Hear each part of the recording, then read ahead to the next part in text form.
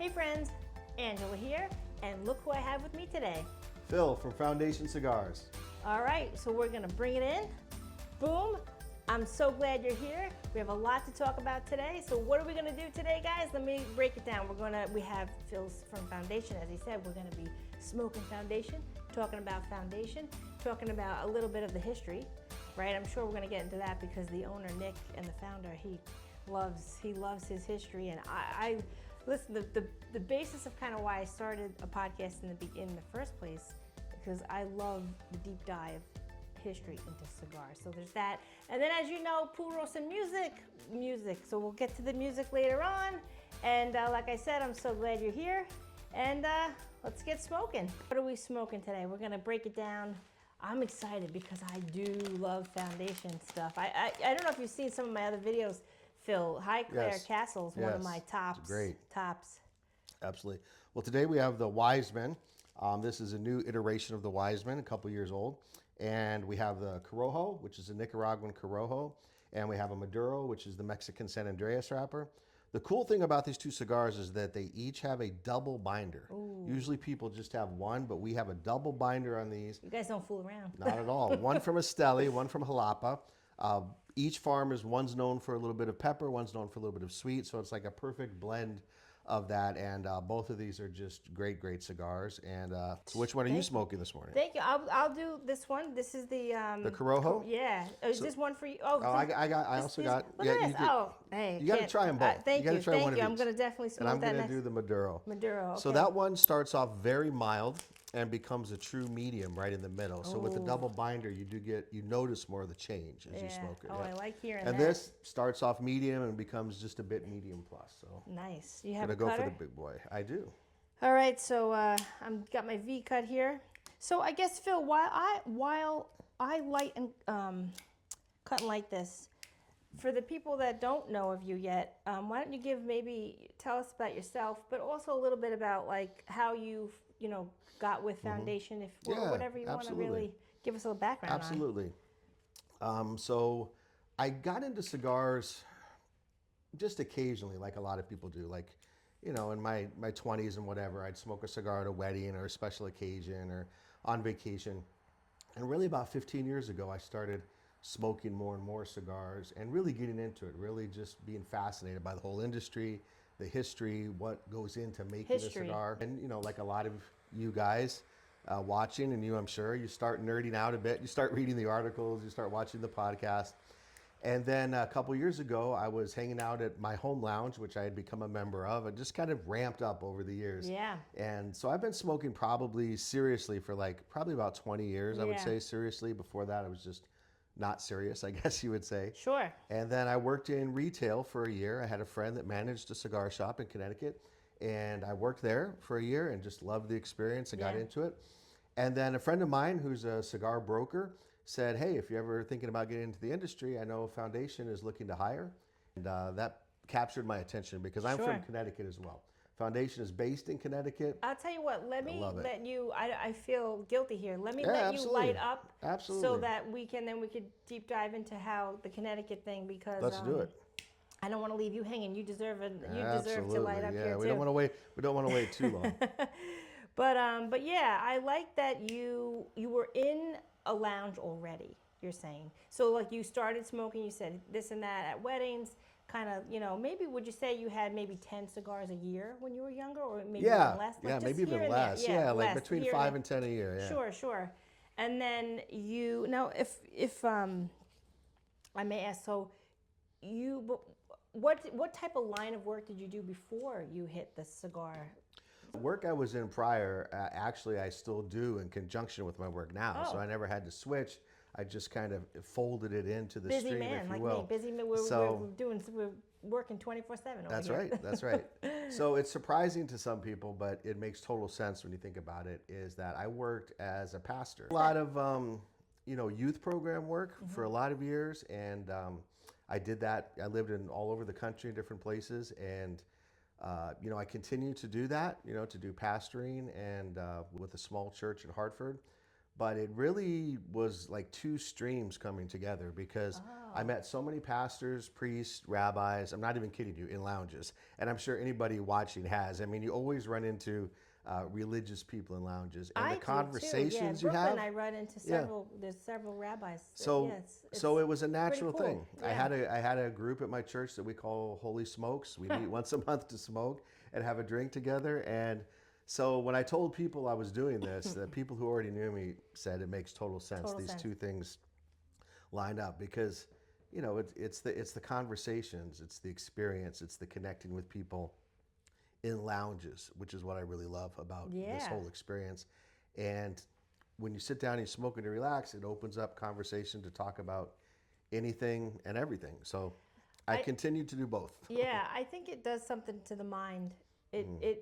There is something like even just right now, because before, you know, we're running in between just to meet, Mm-hmm. right, make this timestamp here. I was telling Phil before I said, I'm gonna flub up my words, I'm gonna hit the camera, I'm out of breath. But as soon as I just lit this, Right. now it's just like Right. woosah, right? I mean, Right. every time. But yeah, that's pretty cool that Yeah. You had Holy Smokes. Yeah, at there's the a lounge. spirituality to it as well. And I think that, you know, everyone is spiritual. They just have different names for it. But Sure. if you I think believe about that. this as a ritual, I mean, this has been going on in humanity for a long, long, long time, maybe since the beginning of humanity. But there's something ritualistic, calming, slowing down about taking the time to smoke a cigar and to do it in conversation and community with other people. It's a very spiritual experience. All right, so you saw what I brought here, what I'm wearing here. Looks fantastic. I tell you, so this is a thank you for coming on, and so this is for you. Well, thank you. Didn't have I to do that, but what do we got I here? know he's a bourbon guy, and check that out. So let's show the people. So that is Taconic Distillery. That's local. That's distilled here locally. Nice. Now you're a Connecticut man. We're gonna Yep. pivot back to Connecticut, the History of Foundation, this and that. But this is made right here in New York. Awesome. And, Thank you so much. This looks delicious. Can't wait to try it. Yeah, we're not going to be drinking. Usually we do have spirits, but this is actually we're taping early in the day, so we're Right. not going to crack this Right. open right now. But that is for you to enjoy. Absolutely. So another way that cigar smoking is spiritual. Yeah. Tell us, I did cut you off before. Tell us about like the Connecticut connection because the history of tobacco in Connecticut. Yes. For those that don't know, listen, Google it. It is wild. It could be one of the most original spots in America, I think, right? Yes, Where absolutely. Yeah, tell Absolutely. us more. Yeah, and I know that we met at the farm tour they did in September out in Connecticut, and there is so much history and so much knowledge of tobacco growing in the Connecticut River Valley. You know, the Connecticut River Valley, and Nick's talked a lot about this, and if you get a chance to search the net and find some of the talks he's done on the Connecticut River Valley, they're absolutely fantastic. But the soil around the river is just perfect for growing tobacco, and it has been for as long as tobacco has been grown. The native nations were growing, you know, tobacco in that region when the Dutch settlers arrived to Connecticut, and they immediately saw the value and the productivity of the tobacco plant, and so they were able to grow tobacco as well and start producing it. Even Cuban seed that's grown in Connecticut. Some people trace it back to General Putnam and the Spanish-American War. You know, that he brought Cuban seed into Connecticut and started planting. I didn't realize that had been going on for such a long time either. Yeah, the history is rich, it's wide, it's old, it's deep, it's really cool. I love the history of that. Yeah. Because with me, it kind of like, it irks me with our laws today with tobacco and cigars and this and that in the U.S. It's like, guys, Washington said, if you don't have money, send tobacco. Right, Like George. right. So and it's indigenous to. Right. So wait, are you saying? I think now it's my understanding that there was tobacco already here, but are you Right. saying they brought the Cuban seed? So it's not really like it wasn't. Is there two types of blends that grow? Yeah, there's a number of different types of blends. Yeah, so like on our Tabernacle cigar, we have a Connecticut Broadleaf, which is the traditional blend, and we have a Havana Seed 142, which is a Cuban seed that's grown in Connecticut. But there was a time in the 20th century when there was an agricultural experimentation center in Connecticut that was funded by the government to develop all different types of hybrids and different strains of the of the broadleaf plant growing in Connecticut. Oh, the Connecticut broadleaf is so good. It is. So you said, refresh me. This is the Corojo, but where? So this one's Mexican San Andreas. Okay. So ironically, we're not yeah, smoking any Connecticut's the broadleaf is so this morning, nice. but it is good. So which one is that? The Tabernacle. The Tabernacle is the broadleaf. If you try the Foundation Tabernacle. That's we have a Charter cigar. Oak broadleaf, which is the Maduro in that line. Yep. We have the Oxum, which uses the Connecticut broadleaf as the binder. So it's a Sumatra wrapper, but with the Connecticut broadleaf as the binder. It's cool. Yeah, I remember when Nick was kind of talking about the way he developed that. That really piqued my interest. I was like, oh, he's putting the broadleaf as the binder. Right. That changes the whole. That's what's so cool about cigars. You could have the same binder filler, just change the wrapper or change the binder, and you're changing the entire flavor profile. Like you said, this is double binder. Yep. So I mean, this is beautiful. This is so far, and the draw on this is so open. I mean, this. Nice. I just love that. Nice. I love it. I love it too. When a cigar smokes well, people underrate that part of the experience. Yeah, the construction. Taste is one thing, but the construction is so important. You want it to burn right. You want it to burn well. You don't want to have to be fighting with it the whole time. And there's a lot of factors that go into that. It's also how the cigars are kept. You know, that's important too, which, as you know, is hard in the winter up here in New England. It's very dry and cold. It makes it more difficult to keep cigars up here. It is. But you said Dutchess, the Dutch. You're in Dutchess County right now. See, Okay. I don't know if you knew I didn't know that. Yeah, All right. so actually, and that Taconic distillery, particular, that's the Dutchess Private Reserve. Oh, nice. Blend. You're gonna love it. You're gonna love it. Thank you very much. So that's native to here, I guess you could say. Looking forward to it. Yeah. It's has a nice rich history to it too. That bourbon, but yeah, the band on this is beautiful. I love all parts of the cigar. The actual leaf itself, that the look and the construction of that, but also the artwork. Yeah. Yeah. So speaking of like the different lines that Foundation puts out, I heard there's something new going on with the history of absolutely. Connecticut itself, right? Yeah, we've come out with an event-only cigar, which we call the 1810 Primer Fabrica, which commemorates the first cigar factory in America, which was in Suffield, Connecticut in 1810. Again, a lot of people don't understand that history. No. But the very first cigar factory was in Suffield, Connecticut. So this is a 3-cigar pack that commemorates that. It's beautiful, 5 3/4 by 60 softbox press Perfecto.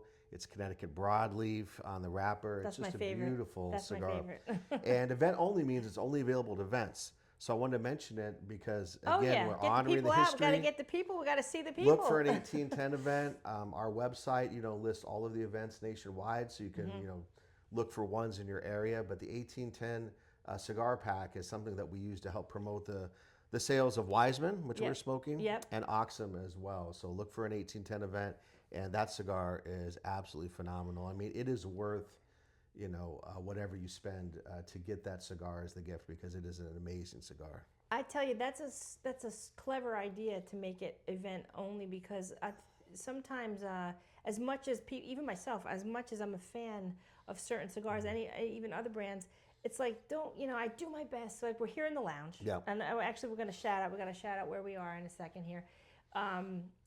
To support the brick and mortar. Right. So, but because people, I mean, you can buy them online, but we do my best to support the brick and mortar. But so that's a good way to get the people out to see you guys, because I think they'll be clamoring to get that new anything that Nick blends. It's a 10 out of 10. I mean, he doesn't. I mean, how could you go wrong? He's really the best. I mean, the title is Master Blender, but he's just he's a virtuoso. It's like a master chef. It's like someone who just knows how to take the ingredients and blend them to perfection. But you and I are not alone in that opinion. I hear that all the time on the road, that what a great craftsman he is at making cigars. He is, and he's also very humble about it. And it just sort of, I think it's just second nature for him. Right. I mean, a lot of these top blenders, even like Will Herrera, right, with Drew Estate, I know, and then Nick, he still has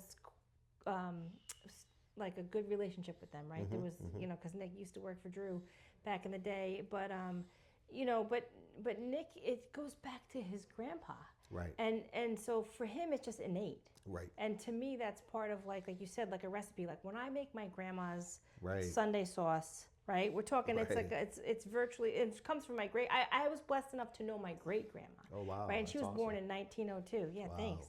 So there's just like, it's in Right. me as like, it's in my heart. Right. It's not just in my brain, it's in my heart. So that's the same for Nick. It's in his heart. Absolutely. And when he's blending this, I love when he posts like, you know, this is for my grandpa, this and that. And he, Yes, you know, yes, when I was a kid. Yep. So, but Yeah, it's very important to him, and it is yeah. a cool part of the story of his story, the story of Foundation, the story of tobacco in Connecticut.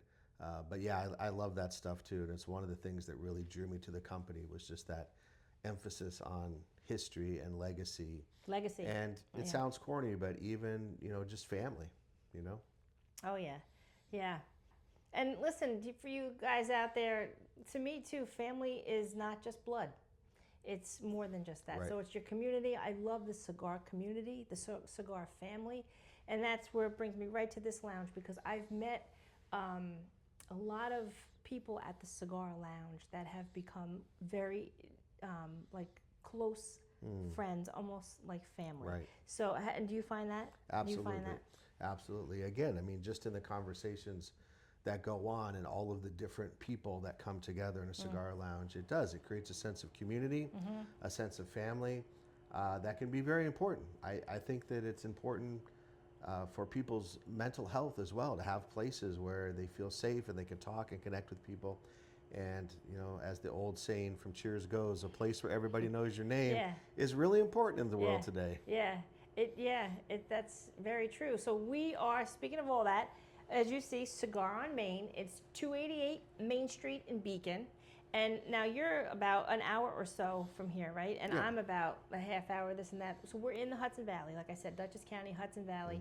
But I always tell people, Beacon. I don't know if you've never been to Beacon. This is my first time to Beacon. Listen, so love Beacon. and it won't be the Looks last. great, absolutely. It won't be less because this is actually a train town for Manhattan, right? So you could take the train straight from Grand Central or whatever, even Penn, here, here, and you could walk, right? So this is a very when you go exploring out here on Main Street. So this is what I'm saying to the people. Come and visit. If you're coming anywhere, tri-state, New York, New Jersey, Pennsylvania, it's very well worth to come see Ed. He's the owner, and hit the whole cigar family here. Cigar on Main. I don't know if you can see in the background. I think you can. Ed hung cigar boxes. He did that. He made a post how he showed how he was doing that. He did it all by himself. And it's just a very good atmosphere. Absolutely. It's here, a great lounge. I love it. It's so cool inside. It is cool. We're up like on a loft. Yeah. Yeah. So down there is the humidor, and he's got a two.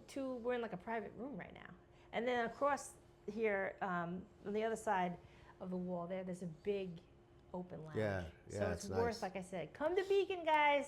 Yeah. Check it out. The flavor profile on this is so nice. What are you getting on that one? On this one, on the Maduro, I get some nice notes of like dark cocoa, just a subtle taste of that, and there's a little bit of that earthy sweetness. Yeah, I'm getting a little sweet. I'm getting like a hint. A hint of the sweetness, yeah. Some people pick up on the pepper notes. I don't get as much pepper as some people get. What are you getting as far as pepper goes? Yeah, there's a nice, it's a nice blend. Yeah. It's like you say with food, sweet and savory. So the pepper and the creamy. Yeah, it is a nice. It's, but I always love more the middle, the second. I love the last third of a cigar. That's my favorite part of all cigars. Right, exactly. No matter what wrapper or binder. So, but right now, it's definitely subtle pepper. Yeah. And also subtle sweetness, which makes it just coming together. Right. Beautifully. That particular cigar is one of my favorite coffee cigars. I think there's some just notes, subtle notes of coffee that blend well with that cigar as well. Yeah. All right. So talking notes, let's talk music notes. All right, let's talk it. We're gonna talk now. For all you guys out there, please subscribe, and thanks for subscribing. If you're new to the channel, I really appreciate that. And what I want to say is on Spotify, you could watch and you could listen and watch on Spotify, believe it or not. But I have a public playlist named after the podcast. As some of you know, Purosa Music podcast is on Spotify, the public playlist. So whatever we talk about today, I'm going to throw that up there. So check it out, whatever songs. So we're going to get to the music portion, but this is kind of special too that I have you on today, because Foundation Cigars is kind of already known. They have like a reggae. Yes, There's definitely. a song, isn't there? A song called Foundation. There is. A Now, group was that did a made song. for Nick, or that It just happened to made, be? It was no, made. it was made for Foundation Cigar. Yeah. You We can talk find that on our YouTube channel. Yeah, it's a great song. Yeah, and I think it's on Spotify. I'm gonna put that on the playlist, so check it out. Yeah. Yeah. So yeah, it's cool.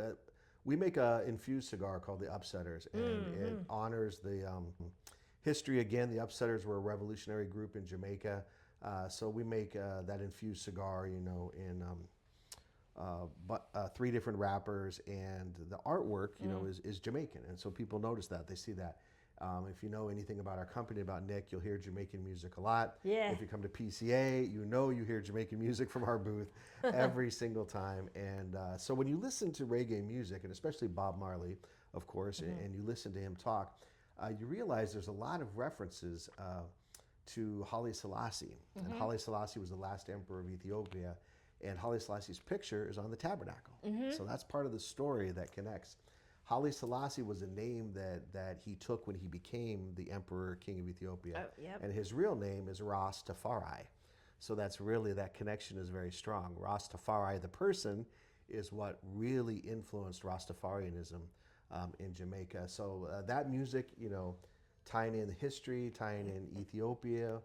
Our Upsetter cigar uses Jamaican tobacco as well, which is kind of rare in the industry. It is kind of rare. Aficionados, they don't know, and Right. if they're smoking it, they don't they don't know. Right. It's not.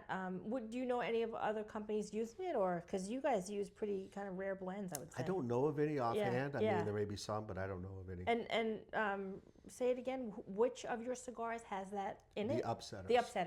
So what is the so to put the song? Is it the group is called Foundation, or the song is called Foundation?